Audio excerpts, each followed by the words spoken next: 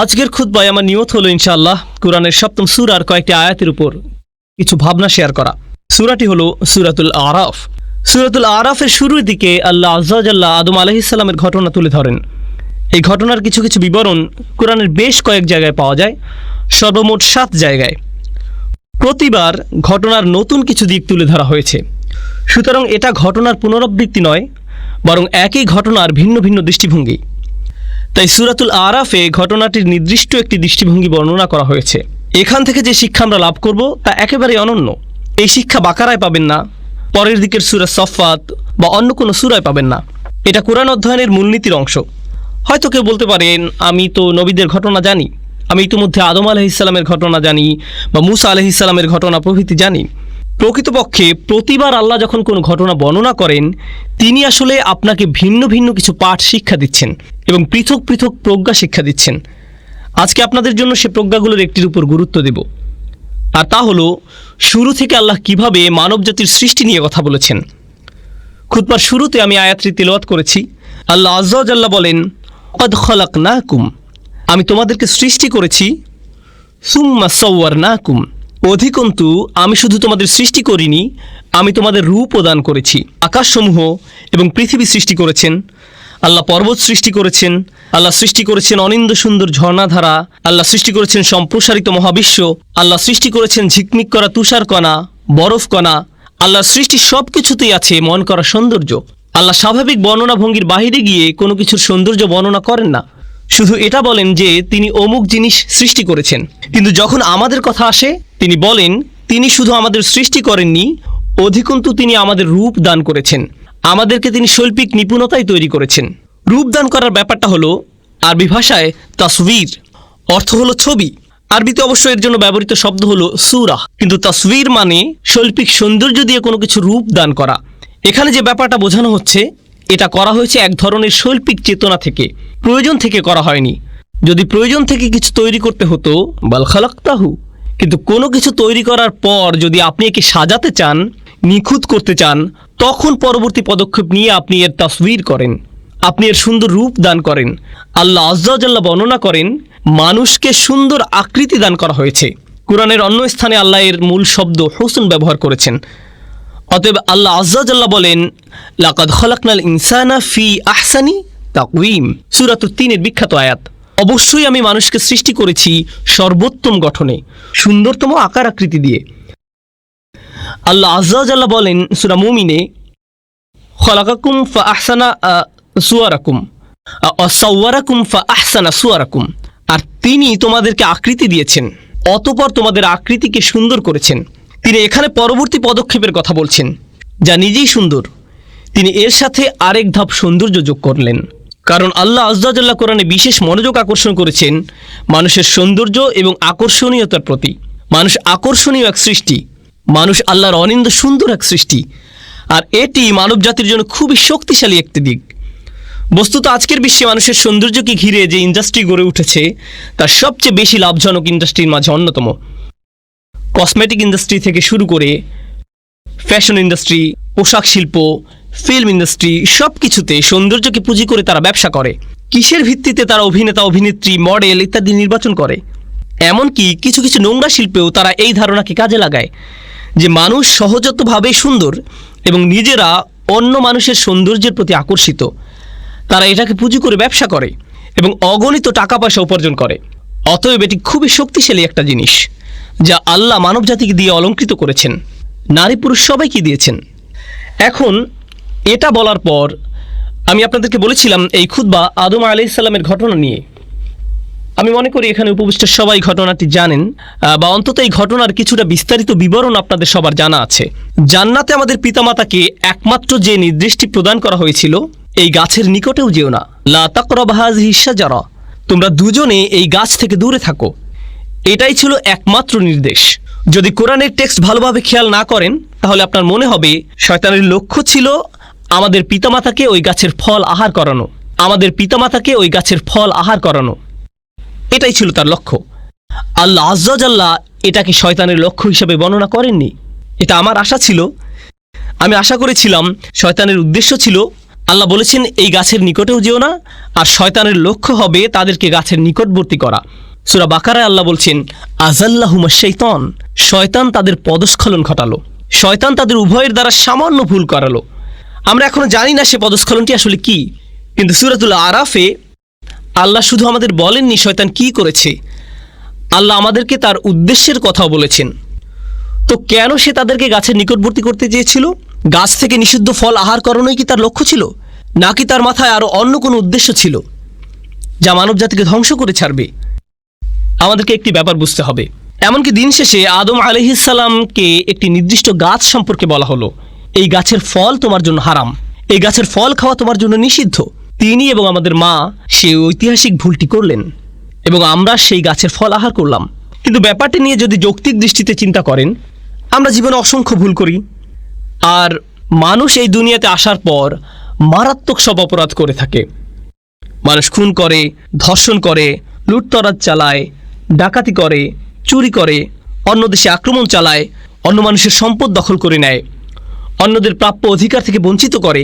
এখন যদি এই সমস্ত অপরাধকে একটি গাছের ফল খাওয়ার অপরাধের সাথে তুলনা করেন, এটাকে তেমন কোনো বড় অপরাধ বলে মনে হবে না। এমনকি কোরআনেও আল্লাহ বলছেন আযাল্লাহুমা, সে তাদের পদস্খলন ঘটালো, সে তাদের দ্বারা সামান্য ভুল করালো। আপনার মনে হতে পারে এটা তো মানব জাতির ইতিহাসের সবচেয়ে বড় ভুল, আর আল্লাহ আজ্জা ওয়া জাল্লা এর মাত্রা কমিয়ে একে সামান্য ভুল বলে আখ্যায়িত করলেন। কিন্তু শয়তান এখানে শুধু ফল খাওয়ার চেয়েও বড় কিছু দেখল, শুধু গাছের নিকটবর্তী হওয়ার চেয়েও সে এখানে বড় কিছু দেখল। তার ছিল খুব নির্দিষ্ট একটি উদ্দেশ্য। এই ব্যাপারটার উপরেই আজকে গুরুত্ব দিতে চাই। আমার খুতবার প্রথম অংশ এই অংশের সাথে সম্পর্কহীন মনে হতে পারে। প্রথম অংশে আমি বলেছি আল্লাহ মানুষকে খুব সুন্দর অবয়বে সৃষ্টি করেছেন, আকর্ষণীয় করে তৈরি করেছেন। এখন শুনুন আল্লাহ আজ্জা ওয়া জাল্লা শয়তানের মনের ভেতর থেকে কি বর্ণনা করছেন। ফাওয়াসওয়াসা লাহুমাশ শাইতান, শয়তান অবিরত তাদের কুমন্ত্রণা দিল এবং দূরে সরে গেল। ওয়াসওয়াসা মানে হামাসা ওয়া গাবা, সে তাদের কাছে যেত, কুমন্ত্রণা দিত এবং অদৃশ্য হয়ে যেত, এরপর আবার কুমন্ত্রণা দিত এবং আবার অদৃশ্য হয়ে যেত। ক্রমাগত কারো কাছে একই বার্তা বারবার প্রচার করা, যতক্ষণ না সে তা গ্রহণ করে নেয়। প্রোপাগান্ডা এভাবেই কাজ করে। আপনাদের কি মনে হয় কেন তারা একই অ্যাড বারবার প্রচার করে, যেন আপনার তা একেবারে মুখস্থ হয়ে যায়? যদি ওয়াসওয়াসা বারবার দেয়া না হয় তবে এটি আপনার চিন্তার অংশ হবে না। কোকের একটি বিজ্ঞাপন 10-15 বার দেখার পর হঠাৎ করে আপনার ইফতারিতে কোকের প্রয়োজন হয়। ভাবছেন কিরে, কোকের চিন্তা কোত্থেকে মাথায় এলো? তাহলে ওয়াসওয়াসা মানে মনের মধ্যে কোনো কিছুর ধারণা বারবার প্রবেশ করিয়ে দেয়া। এখন তার উদ্দেশ্য কি ছিল? আল্লাহ বলেন লিয়ুবদিয়া লাহুমা মা উরিয়া আনহুমা মিন সাওআতিহিমা। তিনি এখানে গাছের কথা উল্লেখ করেনি। শয়তান তাদের বারবার কুমন্ত্রণা দিতে লাগলো। এই অংশটা মনোযোগ দিয়ে শুনুন। তাদের কুৎসিত অংশ থেকে যা ঢাকা ছিল, যাতে সে তাদের জন্য তা প্রকাশ করে দেয়, অর্থাৎ তাদের উলঙ্গ শরীর। এখন এই অংশটি বোঝা একটু কঠিন, কারণ ঠিক কয়েক মুহূর্ত আগে একই সূরার আরেকটি আয়াতে আল্লাহ বলেন তিনি আমাদেরকে কেমন করে সৃষ্টি করেছেন? সুন্দর রূপে। এখন আল্লাহ বলছেন শয়তান চেয়েছিল আমাদের পিতামাতা যেন কুৎসিত রূপে একে অপরের নিকট প্রকাশিত হয়ে পড়ে, অর্থাৎ উলঙ্গ অবস্থায়। সে চেয়েছিল তাদের নিকট থেকে তাদের জামা কাপড় খুলে ফেলতে। এটাই ছিল তার লক্ষ্য। এখানে দুটি প্রশ্ন দেখা দেয়। প্রথমত, আল্লাহ কেন বলেননি যে শয়তান তাদেরকে গাছের ফল আহার করাতে চেয়েছিল? আর দ্বিতীয়ত, হঠাৎ করে কেন যে শরীর আল্লাহ সুন্দর আকৃতিতে সৃষ্টি করেছেন এখন সেটা কুৎসিত? আল্লাহ কোন কারণে এই কথা বলছেন? এই সমস্যাটি মানব জাতিকে, বিশেষ করে ঈমানদারদের অবশ্যই বুঝতে হবে। আল্লাহ আজ্জা ওয়া জাল্লা এই শরীরকে সুন্দর করে সৃষ্টি করেছেন। প্রকৃতপক্ষে একজন পুরুষের কাছে সবচেয়ে আকর্ষণীয় বিষয় হলো একজন নারী। আল্লাহ আজ্জা ওয়া জাল্লা এই শরীরকে সুন্দর করে সৃষ্টি করেছেন। যুয়্যিনা লিন-নাসি হুব্বুশ শাহাওয়াতি মিনান নিসা, মানুষের কাছে সবচেয়ে বেশি সুশোভিত করা হয়েছে নারী। এটি খুবই প্রভাব বিস্তারকারী শক্তি। এটি এতই শক্তিশালী যে কোরআনে গাছটির জন্য যে ভাষা ব্যবহার করা হয়েছে সেই একই ভাষা ব্যভিচারের জন্য ব্যবহার করা হয়েছে। লা তাকরাবু হাযিহিশ শাজারা লা তাকরাবুজ জিনা লা তাকরাবুল ফাওয়াহিশ। ব্যভিচারের কাছেও যেও না, কোনো নারীর সাথে অবৈধ সম্পর্ক করার কাছেও যেও না, কোনো ধরনের নির্লজ্জতা এবং বেহায়াপনার ধারে কাছেও যেও না। অতএব এটি খুবই ভয়ঙ্কর। আর এটা এমন কিছু ঠিক গাছের নিকটবর্তী হওয়ার মতো, কাছে গেলেই এটা আপনাকে টেনে ধরবে। ভেবেছিলেন এটা তো শুধু দৃষ্টি বিনিময়, তাকে দেখে পছন্দ হয়ে গিয়েছিল, এরপর আবার তাকালেন, সে মুচকি হাসি দিল, আপনিও হাসলেন। এখান থেকে ধীরে ধীরে একটা চক্রের মধ্যে আটকে গেলেন। এরপর সবকিছু সীমার বাহিরে চলে গেল। কিছু বুঝে ওঠার আগেই এমন কিছুতে আটকে গেলেন, বুঝতেও পারছেন না কিভাবে বের হবেন। সুতরাং কাছে না যাওয়ার উপদেশটি উত্তম একটি উপদেশ, কারণ আপনি জানেন না কোথায় থামতে হবে। কিছু দূর অগ্রসর হওয়ার পর আর থামতে পারেন না। তো আল্লাহ আজ্জা ওয়া জাল্লা বর্ণনা করেন, যখন মানুষ আল্লাহর অনুমোদিত পথের বাহিরে গিয়ে একে অন্যের নিকট লজ্জাস্থান প্রকাশ করে দেয়, এটাই তখন চূড়ান্ত কদর্যতা, এটাই তখন মানুষের চূড়ান্ত কুৎসিত রূপ। পুরুষ এবং নারীর সুন্দর একটি ভালোবাসার সম্পর্ক থাকার কথা। আল্লাহ আমাদের সুন্দর করে সৃষ্টি করেছেন যেন আমরা একে অন্যের প্রতি আকৃষ্ট হই। এরপর তিনি একটি ব্যবস্থাপনা তৈরি করলেন যার মাধ্যমে এই সম্পর্কটি বৈধতা পাবে। বিয়ের মাধ্যমে এই সম্পর্কটি বৈধতা পাবে। মানুষ যখন বিপরীত লিঙ্গের প্রতি আকর্ষণের কারণে এই সম্পর্কটি স্থাপন করতে চায়, কিন্তু এমন পন্থায় যা আল্লাহর নিকট অনুমোদিত নয়, তখন সে একই সম্পর্কটি যা সৌন্দর্যের কারণে তৈরি হয়েছিল, আকর্ষণের কারণে তৈরি হয়েছিল, সেই একই সম্পর্কটি তখন কুৎসিত রূপ ধারণ করে। আর এটা শুধু শারীরিক কদর্যতা নয়।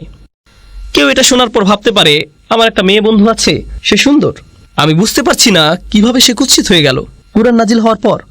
আমি এটা নিয়ে কথা বলছি না। আপনার ভেতরে এক ধরনের কদর্যতা আছে। আপনার ভেতরের ভালো সত্তাটি ধীরে ধীরে মৃত্যুর দিকে ধাবিত হয়। তখন মানুষকে শুধু শারীরিক দিক থেকে সুন্দর করে সৃষ্টি করা হয়নি, মানুষকে চরিত্রের দিক থেকে সুন্দর করে সৃষ্টি করা হয়েছে। আর আপনি যখন অবৈধ একটি সম্পর্কে জড়িয়ে পড়েন, তখন আপনার ভেতরে যে সৌন্দর্যগুলো ছিল, আল্লাহ আপনাকে যে সৌন্দর্যগুলো দান করেছিলেন, তার থেকে কিছু কিছু তখন আপনার কাছ থেকে পালাতে শুরু করে। আপনার ভেতর থেকে টেনে হিঁচড়ে বের করে ফেলা হয়। ফলে দেখবেন, যখন কোনো যুবক ছেলে কোনো মেয়ের সাথে অবৈধ সম্পর্কে জড়িয়ে পড়ে, বা কোনো মেয়ে কোনো ছেলের সাথে, তখন লক্ষ্য করবেন তারা দিন দিন তাদের পিতামাতার সাথে বদমেজাজি আচরণ থেকে আরও বেশি বদমেজাজি আচরণ করতে থাকে। তাহলে দেখা যাচ্ছে এই সম্পর্কটি তাদের জীবনের অন্যদিকে কদর্যতা নিয়ে এসেছে। আপনি বুঝতেও পারবেন না তার এরকম পরিবর্তনের কারণ কি। এটাই হলো সাওয়া বা কদর্যতা। প্রসঙ্গত, কুৎসিতের আরবি হলো কবাহা, এটা কাবিহ, এটা কুৎসিত। তাহলে সাওয়া অর্থ কি? আরবিতে সাওয়া মানে লাশ। লাশ দেখা মানুষের দৃষ্টিতে খুবই অস্বস্তিকর এবং কদর্য। এর দুর্গন্ধ, আকৃতি, গলে পচে যাওয়া মাংস, চামড়া, এর সর্বোচ্চ পোকামাকড়, এর সব কিছুই আমাদের চিন্তায় খুবই অসহ্য। এই চিত্রটি আল্লাহ আজ্জা ওয়া জাল্লা তুলে ধরেছেন। অন্য কথায়, আপনার শরীর জীবনী শক্তিতে পরিপূর্ণ, কিন্তু আপনার আত্মার মৃত্যু ঘটেছে। আপনার আত্মা একটি লাশে পরিণত হয়েছে। লিউবদি আলাহুমা মা উরিয়া আনহুমা মিন সাওআতিহিমা। শয়তান তাদের লজ্জাস্থান প্রকাশ করে দিতে চেয়েছিল, কুৎসিত অবস্থা। সে তাদের ভালো দিক দূর করে দিতে চেয়েছিল। প্রসঙ্গত, এই সম্পর্কে আরেকটি ব্যাপার উপলব্ধি করা গুরুত্বপূর্ণ। আল্লাহ আজ্জা ওয়া জাল্লা মানব জাতিকে ফেরেশতাদের চেয়েও উত্তম মর্যাদা দিয়েছেন। ইবলিসের চেয়েও তিনি মানুষকে উত্তম মর্যাদা দিয়েছেন। আর শুধু একটি জিনিসের কারণে মানুষ এই উত্তম মর্যাদা লাভ করেছে। ওয়ানাফাখতু ফীহি মির রূহি ফাকাউ লাহু সাজিদিন। আল্লাহ যখন মানুষের ভেতরে রূহ ফুঁকে দিলেন, শরীরকে সুন্দর করে সৃষ্টি করা হয়েছে, কিন্তু যে রূহ আল্লাহ মানুষের ভেতরে ফুঁকে দিয়েছেন, যে আত্মা আল্লাহ আপনার ভেতরে ফুঁকে দিয়েছেন, যে ভালো গুণগুলো তিনি আপনাকে দিয়েছেন, সেটাই আপনাকে বেশি সৌন্দর্যমণ্ডিত করেছে আল্লাহর যে কোনো সৃষ্টির চেয়ে।